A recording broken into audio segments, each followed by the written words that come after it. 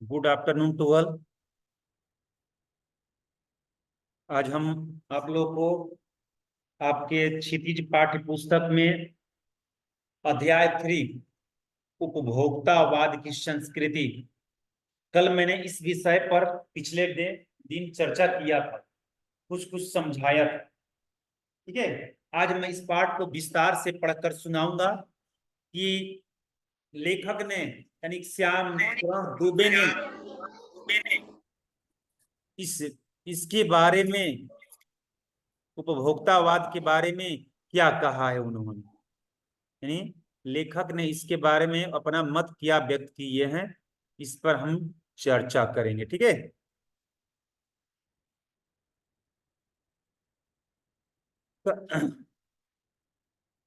धीरे धीरे सब कुछ बदल रहा है।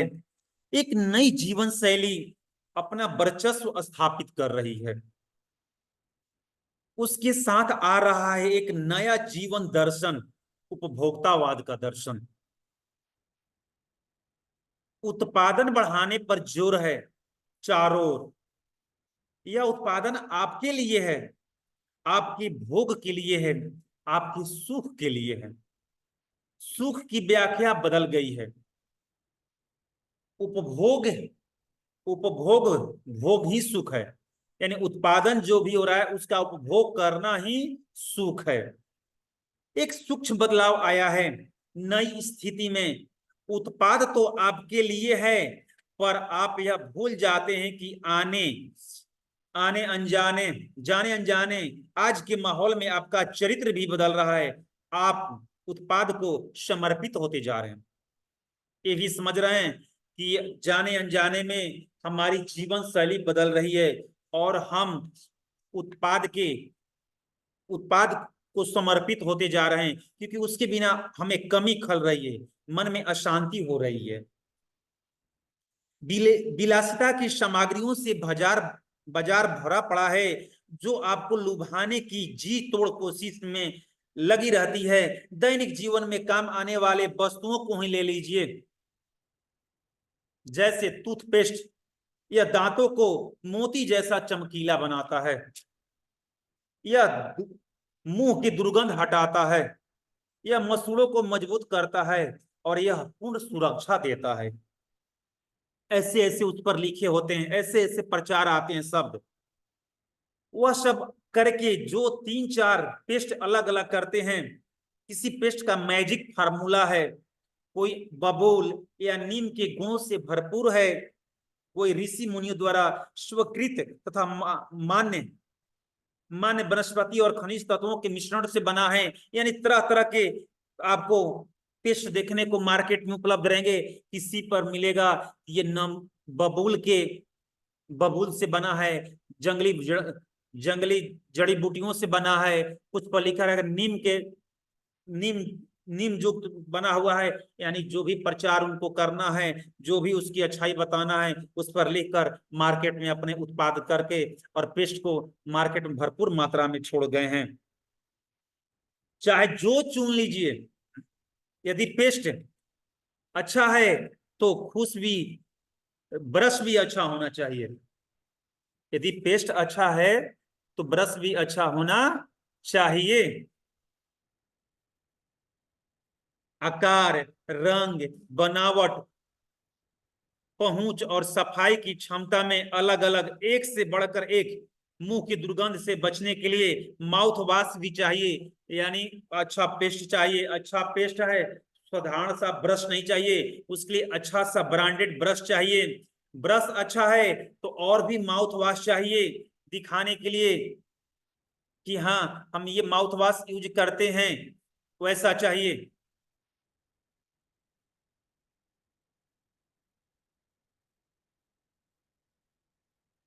पर इतनी चीजों का भी बिल काफी बड़ा हो जाएगा, क्योंकि आप शायद बहुविज्ञापित और कीमती ब्रांड खरीदकर ही पसंद करें, खरीदना ही पसंद करें। सौंदर्य प्रसाधनों की भीड़ तो चमत्कृत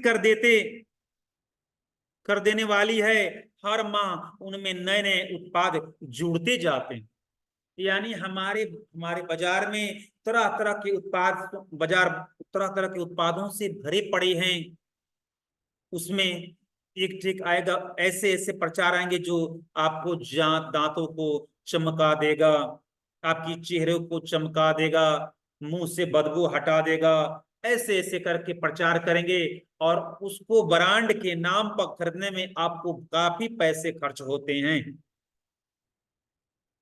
साबुन ही देखिए, एक में हल्की खुशबू है, दूसरे में तेज।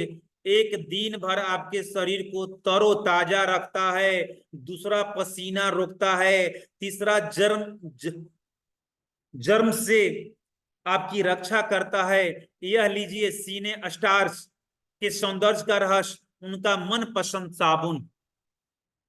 ऐसे भी प्रचार आते हैं कि लीजिए ये सीने स्टार्ट का मन पसंद साबुन। वो यूज करते हैं न करते हैं, लेकिन मुख से बोल दिए, प्रचार कर दिए, आप उसके पीछे भागने लगते हैं। आप उसके पीछे भागने लगते हैं, उस उसके आदी हो जाते हैं कि नहीं नहीं, ये अभिनेता ने इसका प्रचार किया है, ये साबुन बहुत अच्छा है, ये पेस्ट अच्छा है, हमें यूज करना चाहिए, इस्तेमाल करना चाहिए, इससे हमारा सेहत अच्छा हो जाएगा, हमारा चेहरा अच्छा हो जाएगा, दांत अच्छा हो जाएगा। ऐसे ऐसे करके बहुत सारे आते रहते हैं प्रचार।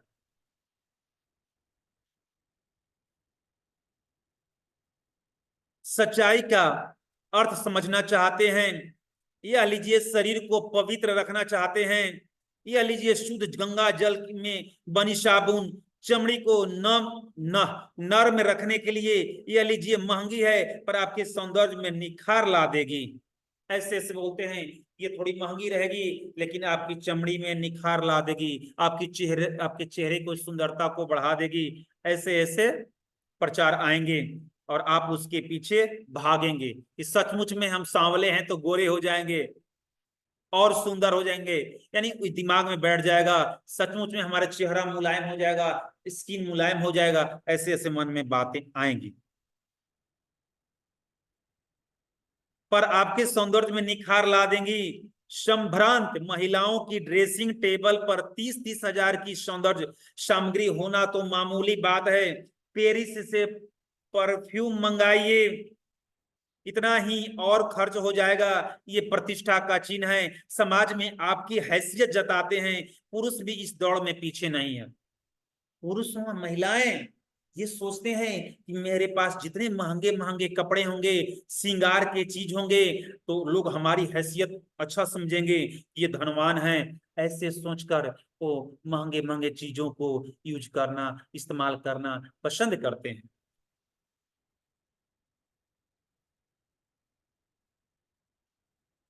पुरुष भी इस दौड़ में पीछे नहीं है। पहले उनका काम साबुन और तेल से चल जाता, आफ्टर शेव और कोलोन बाद में। अब तो इस सूची में दर्जन दो दर्जन चीजें जुड़ गई हैं। पहले तो पुरुषों के लिए क्या था, एक साबुन होना चाहिए था, लगा लिए नहा लिए, शैम्पू का बाल में भी वही साबुन लगा लेते थे। एक तेल चाहिए नहाने के बाद शरीर में लगा लें, पर अब तो साबुन अलग, तेल अलग, शैम्पू अलग, शेविंग करने का क्रीम अलग, लोशन लगाने वाला अलग और चेहरा निखारने वाला अलग। यानी पुरुष भी सजने संवरने में पीछे नहीं है, वो भी अपने शरीर पर, चेहरे पर काफी पैसे खर्च करते हैं कि हम सुंदर लगे, अपनी सुंदरता को बढ़ाने के लिए। यही उपभोक्तावाद की संस्कृति है, यही उपभोक्तावाद है, यानी उपभोग पर ध्यान दे रहे हैं कि हम वैसा बन जाएंगे, पर बनते नहीं। छोड़िए इस सामग्री को, वस्तु और परिधान की दुनिया में आइए। अब ये सब श्रृंगार चीज छोड़िए, अब पहनावा पर आइए। पहनने की बात हो रही है यहाँ पर, इसमें पहनावा की बात होगी। जगह जगह बुटीक खुल गए हैं, नए नए डिजाइन के परिधान बाजार में आ गए हैं। ये ट्रेंडी है, ये ट्रेंडी है और महंगे भी। पिछले वर्ष के फैशन इस वर्ष शर्म की बात है।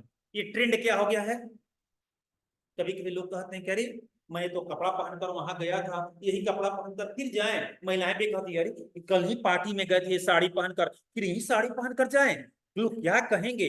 यानी उनके मन में ये आ गया है भाव कि लोग एक ही साड़ी देखेंगे तो मेरी इज्जत चली जाएगी, लोग कहेंगे कि यही साड़ी पहनकर आई है, क्या इनके पास एक ही साड़ी है। ये मन, कोई कहे ना कहे, लेकिन मन में बैठ गया। अब उसके लिए नए चाहिए, वो भी साधारण नहीं, कीमती महंगी साड़ी चाहिए। शर्म की बात है, यानी शर्मिंदगी महसूस करते हैं। घड़ी पहले समय दिखाती थी, उससे यदि यही काम लेना हो तो 400-500 में मिल जाएगी। यानी जो घड़ी है, पहले क्या, आज हो या पहले, उसका काम ही है समय बताना। चाहे 100 रुपए की घड़ी हो या 10,000 की घड़ी हो, 1,000 की हो या 10,000 की घड़ी हो, उसका काम ही है समय बताना। जो अगर 1,000 की घड़ी समय बता रही है सही, तो ठीक है। 10,000 की घड़ी भी समय ही बताएगी, और क्या बताएगी? खाना खिलाएगी, आपको बैठाकर कहीं ले जाएगी वो? नहीं। लेकिन लोग सोचते हैं कि महंगी से महंगी घड़ी पहने, सस्ता वाला, सस्ता घड़ी हमें नहीं चाहिए। हैसियत जताने के लिए आप 50-60 हजार, लाख, 1.5 लाख की घड़ी भी ले सकते हैं। संगीत की समझ हो या ना हो, लेकिन म्यूजिक सिस्टम महंगी चाहिए। कोई बात नहीं यदि आप उसे ठीक तरह चला सके न सके। अगर आपको म्यूजिक चलाने आता है, सस्ता सुविस्ता है, तो क्या दिक्कत, उसी से काम चलाइए। लेकिन नहीं, म्यूजिक चलाना आते है, हारमोनियम बजाने आता है, नहीं, लेकिन आपको महंगी हारमोनियम चाहिए। गाड़ी चलाने ना है, भले लाकर उसको ढक दीजिए, लेकिन गाड़ी महंगी चाहिए। चलाने आए या ना चलाए, दूसरे पर आश्रित है, लेकिन महंगी गाड़ी दरवाजे पर खड़ी होनी चाहिए, क्योंकि हैसियत जताना है। कंप्यूटर काम के लिए तो खरीदे ही जाते हैं, महज दिखावे के लिए अधिक खरीदे जाते हैं। उनकी संख्या कम नहीं दिखाने वाले को। कंप्यूटर का काम क्या है? बहुत सारा डाटा स्टोर करके रखना, बहुत सारा रिकॉर्ड उसमें रखना, फोटो वगैरह रखना। लेकिन कुछ लोग दिखावे के लिए रखते हैं। मोबाइल का काम क्या है? बात करना। लेकिन बहुत लोग महंगे महंगे मोबाइल लाख रुपया का रखें, क्यों? दिखावा करने के लिए। जो 10,000 लाख करेगा काम, वो 1 लाख वाला भी करेगा, लेकिन दिखाना है उनको। खाने के लिए 50 सितारा होटल, यहाँ वहां तो अब विवाह भी होने लगे हैं। बीमार पड़ने पर 5 सितारा अस्पतालों में जाइए। सुख सुविधा में और अच्छे इलाज के अतिरिक्त अन्य अनुभव काफी समय चर्चा का विषय ही रहेगा। यानी लोग अब ये सोच कर जा रहे हैं कि हमें हॉस्पिटल, बीमार होने पर हॉस्पिटल भी जाना है, तो हमें वैसे डॉक्टर पास जाएं जहां सुख सुविधा से भरपूर हो। अगर एक सिंपल सा हॉस्पिटल हो, अच्छे डॉक्टर हो, कम पैसा लेते हैं, 100, 200, 500 रुपया फी लेकर आपका रोग ठीक कर देंगे, थोड़ी बहुत पंखा का हवा मिलेगा, आप जाना पसंद नहीं करेंगे।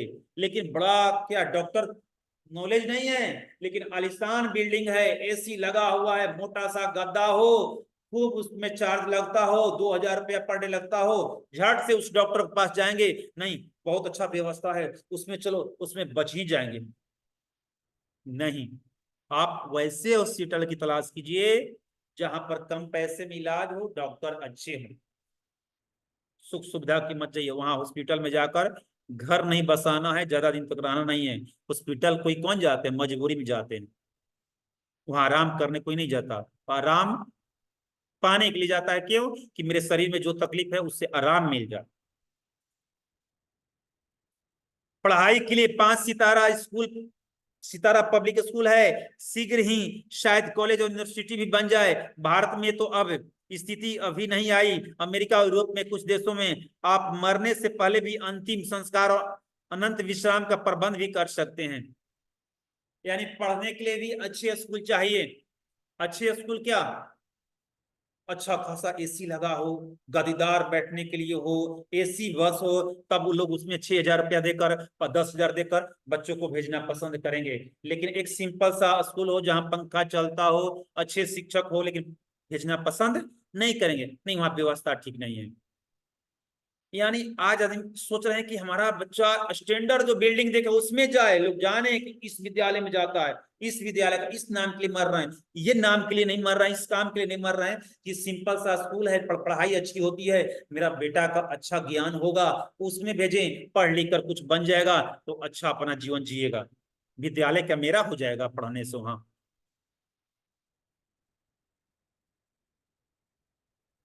एक कीमत पर प्रबंध कर, एक कीमत पर आपकी कब्र के आसपास सदा हरी घास होगी, मन चाहे फूल होंगे, चाहे तो वहां फव्वारे होंगे, मंद ध्वनि में निरंतर संगीत भी। कल भारत में भी यह संभव हो सकता है। अमेरिका में आज तो जो हो रहा है, कल वह भारत में भी आ सकता है। प्रतिष्ठा के अनेक रूप होते हैं, चाहे हास्य पद ही क्यों न हो। यानी ये अमेरिका में हो रहा है, हमारे भारत में हो सकता है, चाहे वो करने से हम मजाक के पात्र क्यों न बन जाए, पर लोग मानते नहीं हैं। जो वहां से आवागमन हो गया है, अमेरिका विदेश जाते हैं, वहां के आकर यहाँ करते हैं, ताकि लोग जाने कि हम अमेरिका से आए हैं, अमेरिका देखे हैं, ये सब क्या है, ये तो इंडिया में रहते हैं, इनके क्या जानेंगे कि क्या होती है। यानी वहां की कल्चर को अपनाना चाहेंगे, अपने आप को एडवांस बनना चाहेंगे, दिखावा करना चाहेंगे कि हम मैंने विदेश तक घूमे हैं। नहीं करेंगे तो कैसे जाने कि हाँ यहाँ कोई देखेगा भी तो कहेगा नहीं नहीं विदेश का है काम, विदेशी विदेश के बारे में जानते हैं यानी गए हैं।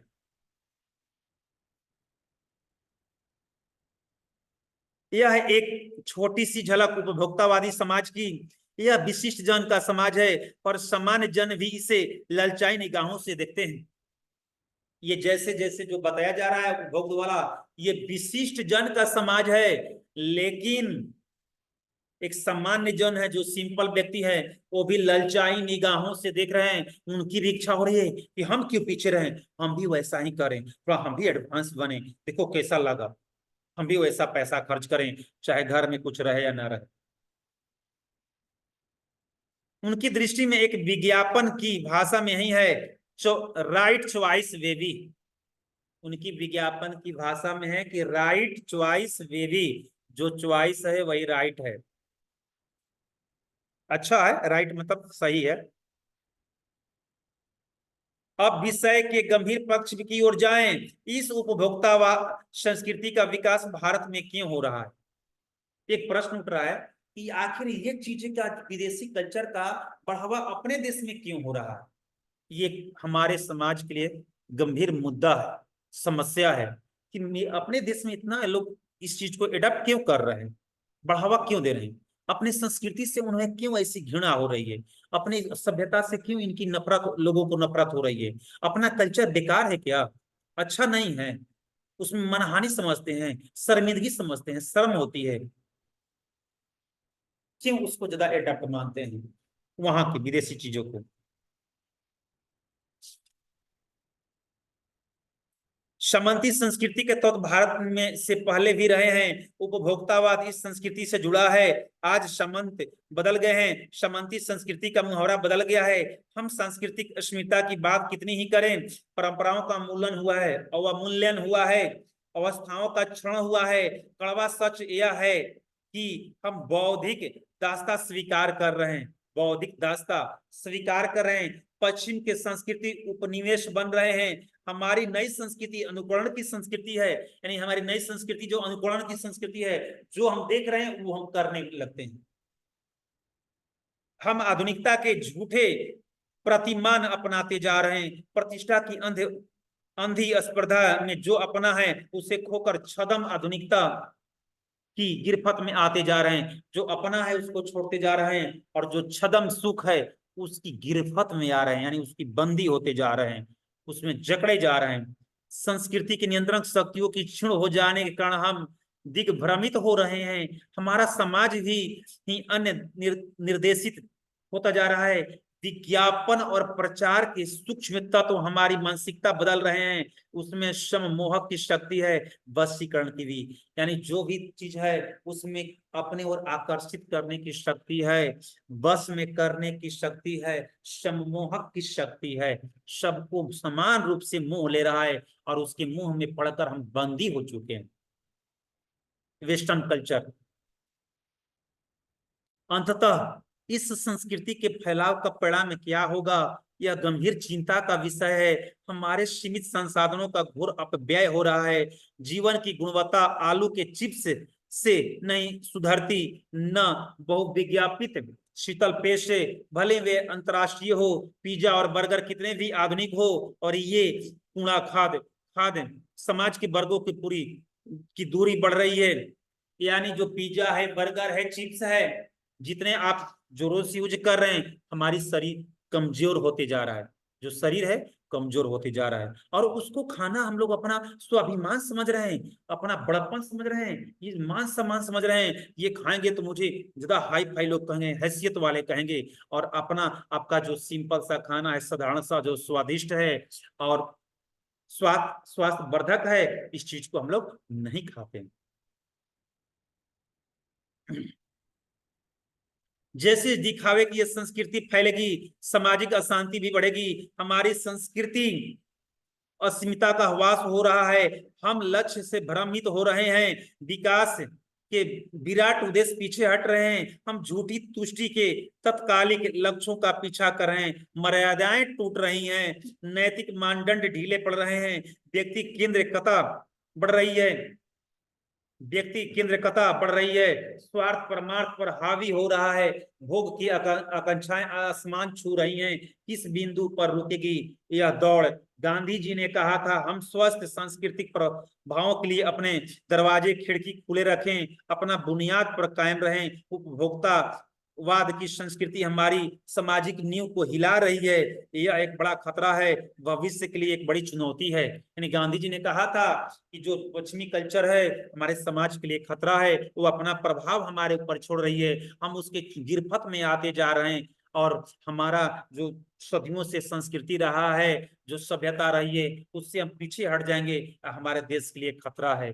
जैसे विदेशों में हो रहा है, जो अपने माता पिता की सेवा नहीं करते हैं, जो अपने में प्रेम नहीं रखते हैं, जैसे बड़े हुए अपना बस डफली अपना राग अपनाते हैं, वो भी हमारे समाज में लागू हो जाएगा, ये गांधी जी ने बहुत पहले कहा था। तो इस पाठ को समाप्त हुई, इस पाठ को पढ़ लेना है और इसके शब्दार्थ को लिख लेना है और याद करना है, ठीक है। तो इसके आगे जो प्रश्नोत्तर है नेक्स्ट बार आपको बताएंगे।